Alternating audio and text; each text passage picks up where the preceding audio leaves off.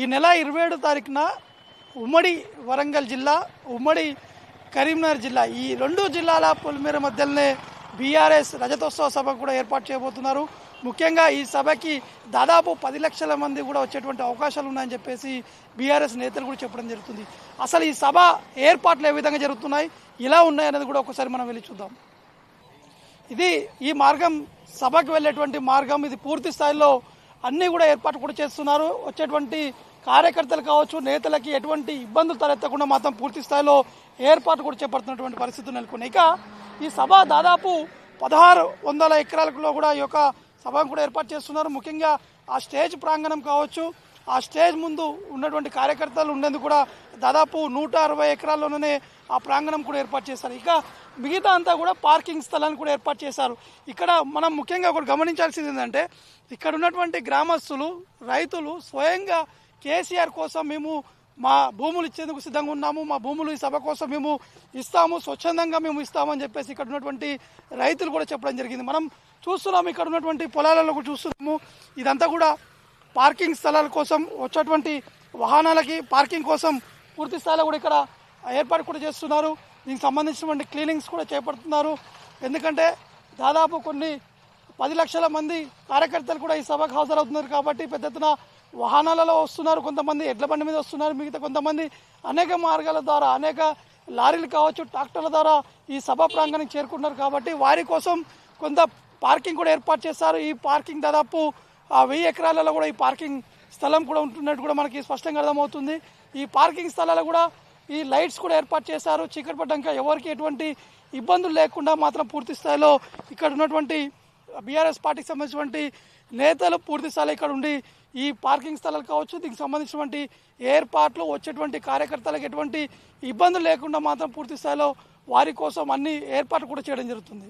ఇది మనం వెనకాల చూస్తున్నాము, ఇది మొదటి స్టేజ్. ఇది కేవలం కళాకారులకి, వారి కోసమే ఈ స్టేజ్ కూడా ఏర్పాటు చేశారు. ఎందుకంటే వచ్చేటువంటి కార్యకర్తలకి జోష్ నింపేందుకు ఈ స్టేజ్ కూడా ఏర్పాటు చేయడం జరిగింది. ఎందుకంటే తెలంగాణ ఉద్యమం సమయంలో ఆట పాట మాటతోటే తెలంగాణ ఉద్యమం కూడా కొనసాగింది. కళాకారులు, కవులు పాడినటువంటి పాటలు కావచ్చు, వారు ఉన్నటువంటి ఆ జోష్, అంటే కేసీఆర్ సభ ఏది ఏర్పాటు చేసినా, ఎక్కడ ఏర్పాటు చేసినా ఆ సభ అనేది చాలా గ్రాండ్ సక్సెస్గా కూడా కొనసాగుతుంది. అంటే ఈ ఆట పాట ఉంటున్నటువంటి సమయంలో వచ్చేటువంటి కార్యకర్తల్లో జోష్ నింపేందుకు కూడా ఈ యొక్క స్టేజ్ను కూడా ఏర్పాటు కూడా చేయడం జరిగింది. ఇక్కడ కేవలం కళాకారులకు మాత్రమే ఈ యొక్క ప్రత్యేకమైనటువంటి స్టేజ్ను కూడా ఏర్పాటు కూడా చేయడం జరిగింది. ప్రస్తుతం ఈ స్టేజ్ ఆపోజిట్లో ఇదంతా కూడా కార్యకర్తల కోసం ఈ గ్యాలరీ కూడా ఏర్పాటు చేయడం జరిగింది. ఈ గ్యాలరీ దాదాపు 20 నుంచి 30 ఎకరాల్లో కూడా ఈ యొక్క గ్యాలరీని కూడా ఏర్పాటు చేశారు. అంటే వచ్చేటువంటి కార్యకర్తలు దాదాపు 15 లక్షల మంది పైగా కూడా కార్యకర్తలు ఈ సభకి హాజరు కాబోతున్నారని చెప్పేసి ఇప్పటికే బీఆర్ఎస్ పార్టీ అధినేత కేసీఆర్ కూడా భావించారు. అందరితోటి సమీక్ష కూడా నిర్వహించారు. జిల్లా ఇన్ఛార్జ్లతో పాటు జిల్లాలో ఉన్నటువంటి ఎమ్మెల్యేలతో కూడా ఖచ్చితంగా ఈ సభకి గ్యాదరింగ్ అనేది చాలా వరకు ఉండాలి. కొంతమంది స్వతహాగా వారంతటి వారే వద్దామని చెప్పేసి అనుకుంటారు. కాబట్టి వారి కోసం కొంత ఏర్పాటు కూడా చేయాలని చెప్పేసి కూడా కేసీఆర్తో పాటు కేటీఆర్ పార్టీ నేతలకు కూడా దిశానిర్దేశం కూడా చేయడం జరిగింది. ఒకసారి మీకు ఈ గ్యాలరీ లోపలికి వెళ్ళేటువంటి ఆ మార్గాల్లో కూడా చూపిస్తున్నాను. ఇక్కడ పూర్తి స్థాయిలో గ్యాలరీస్ కూడా ఏర్పాటు చేశారు. ఇది వచ్చేటువంటి వారు కావచ్చు, ఎవరైనా విఐపీ వస్తే ఈ మార్గం నుంచి వారు నేరుగా స్టేజ్ దగ్గరికి వెళ్ళేందుకు కూడా వారు ఈ మార్గం కూడా ఏర్పాటు కూడా చేయడం జరిగింది. ఇక ఈ గ్యాలరీ చూపిస్తున్నాను ఒకసారి. ఈ గ్యాలరీ 1, 2, 3, 4, 5, 6 అనేది ఇదంతా కూడా కార్యకర్తలు ఉండేందుకు పెద్ద ఎత్తున చైర్స్ కూడా ఏర్పాటు చేసేందుకు కూడా ఇంకా ఈ యొక్క పనులు అనేది ఇంకా చకచకగా కొనసాగుతున్నటువంటి ఆ దృశ్యాలు కూడా మనకి కనిపిస్తున్నాయి. ముఖ్యంగా ఇక్కడ కింద కార్పెట్స్, ఎందుకంటే మధ్యాహ్నం ఆ సమయంలో ఈ సభ స్టార్ట్ అవుతుంది కాబట్టి వచ్చేటువంటి కార్యకర్తలకి ప్రతి ఒక్క గ్యాలరీలో వాటర్ బాటిల్స్తో పాటు మజ్జిగ ప్యాకెట్లు కూడా ఏర్పాటు చేయాలని చెప్పేసి పార్టీ అధిష్టానం కూడా చెప్పడం జరిగింది. దీనికి సంబంధించినటువంటి ఇప్పటికే ఆర్డర్స్ కూడా ఇవ్వడం జరిగింది. పెద్ద ఎత్తున కార్యకర్తలకి ఎటువంటి ఇబ్బందులు తలెత్తకుండా మాత్రం పూర్తి స్థాయిలో అన్ని ఏర్పాట్లు కూడా చేపట్టాలని చెప్పేసి ఆ పార్టీ అధిష్టానం కూడా చెప్పడం జరిగింది. కాబట్టి మొత్తానికైతే ఈ ప్రాంగణం అంతా కూడా చూస్తున్నాము.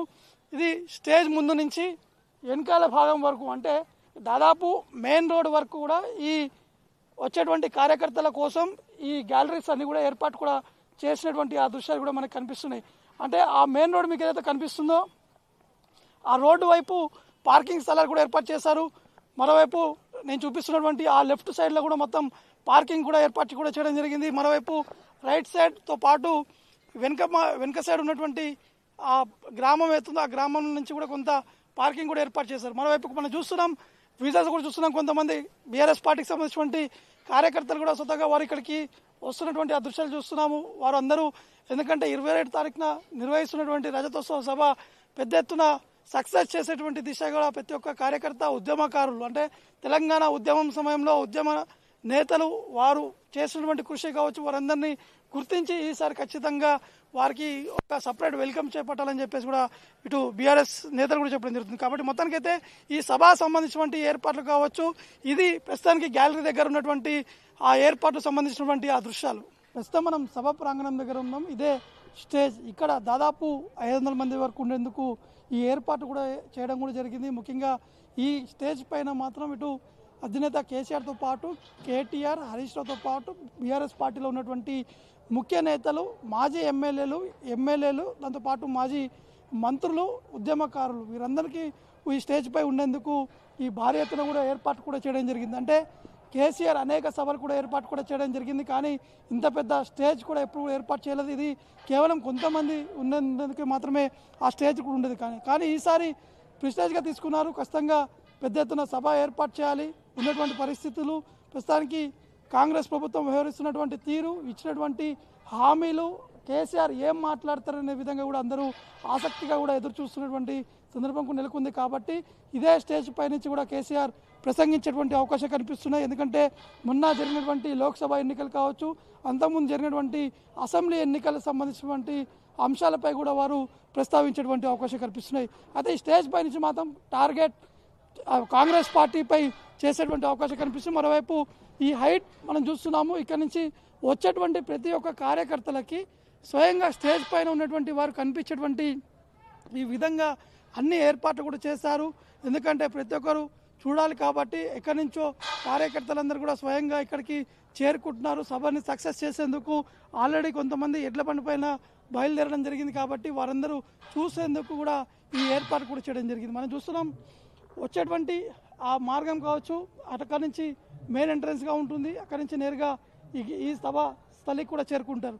వచ్చేటువంటి కార్యకర్తలందరూ కూడా పెద్ద ఎత్తున ఈ సభని చూసేందుకు కూడా వస్తున్నారు. దాంతోపాటు కేసీఆర్ ఏం మాట్లాడతారని చెప్పేసి అందరూ ఉత్కంఠంగా ఎదురు చూస్తున్నటువంటి పరిస్థితులు నెలకొన్నాయి. ప్రస్తుతం మనం చూస్తున్నాము, చాలామంది కార్యకర్తలు కూడా స్వతహాగా ఇక్కడ జరుగుతున్నటువంటి పనులు కావచ్చు, ఇక్కడ ఉన్నటువంటి పరిస్థితులు తమ వంతు సాయం కూడా చేస్తామని చెప్పేసి స్వయంగా ఇక్కడికి కార్యకర్తలు కూడా ఇక్కడ చేరుకొని ఇక్కడ కొన్ని పనులు కూడా చేస్తున్నటువంటి ఆ దృశ్యాలు కూడా కనిపిస్తున్నాయి. మరోవైపు ఇక్కడ ముఖ్యంగా గమనించాల్సింది ఏంటంటే రైతులకు సంబంధించినటువంటి విషయం మనం స్పష్టంగా చెప్పుకోవాలి. స్వయంగా ఇక్కడ ఉన్నటువంటి ఈ గ్రామస్తులు, రైతులు, ఇక్కడ ఉన్నటువంటి వారందరూ కూడా స్వయంగా మేమే కేసీఆర్కి ఖచ్చితంగా ఈ సభ ఏర్పాటు చేస్తున్నారు కాబట్టి మా గ్రామంలోనే ఈ సభ ఏర్పాటు చేయాలి, దానికి కావాల్సినటువంటి భూమి జాగా కూడా మేము ఇస్తాము, ఎక్కడైనా కూడా మా పొలాలన్నీ కూడా మేము ఇస్తామని చెప్పేసి కూడా వీరు బీఆర్ఎస్ పార్టీ కూడా చెప్పడం జరిగింది. వెంటనే బీఆర్ఎస్ పార్టీలో ఉన్నటువంటి ముఖ్య నేతలందరూ కూడా ఈ సభ ఇక్కడనే ఏర్పాటు చేసేందుకు కూడా వారు సిద్ధమయ్యారు. కాబట్టి ఈ నెల 27 తారీఖున జరగబోతున్నటువంటి రజతోత్సవ సభను మాత్రం గ్రాండ్ సక్సెస్ చేసేందుకు కూడా పూర్తి స్థాయిలో